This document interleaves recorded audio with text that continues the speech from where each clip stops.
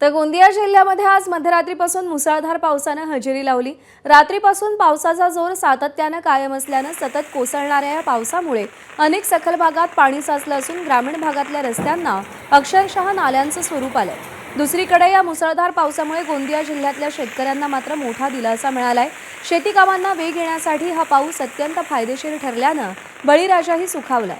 अनेक भागांमध्ये आता धान पिकाची लागवड देखील सुरू होणार आहे। आढावा घेतलाय आमचे प्रतिनिधी देवेंद्र रहांगडाले यांनी। गोंदिया जिल्ह्यात मध्यरात्रीपासून मुसळधार पावसाने हजेरी लावायला सुरुवात केलेली आहे। आज सकाळी देखील हा पावसाचा जोर कायम असून अनेक सखल भागांमध्ये पाणी साचलेलं आहे। तर गोंदिया जिल्ह्यातील जे धान उत्पादक शेतकरी आहेत त्यांना मात्र या पावसामुळे दिलासा मिळाला आहे। मी सध्या गोंदिया जिल्ह्यातील ग्रामीण भागामध्ये आहे।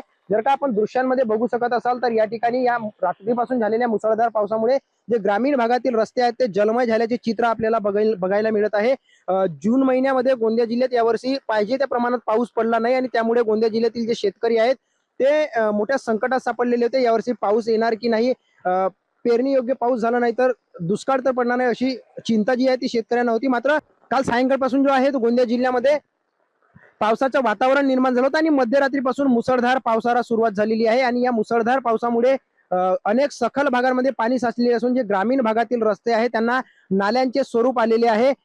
सध्या आता जर का बघितलं तर पावसाचा जोर अद्यापही कायम असून जर आणखी असाच पाऊस बरसला तर गोंदिया जिल्ह्यामध्ये जे भात पिकाचे पेरणी कामं आहेत आणि भात पिकाची लागवड आहे त्यांना सुरुवात देखील होणार आहे। देवेंद्र रहांगडाले, एबीपी माझा, गोंदिया। एबीपी माझा, उघडा डोळे बघा नीट।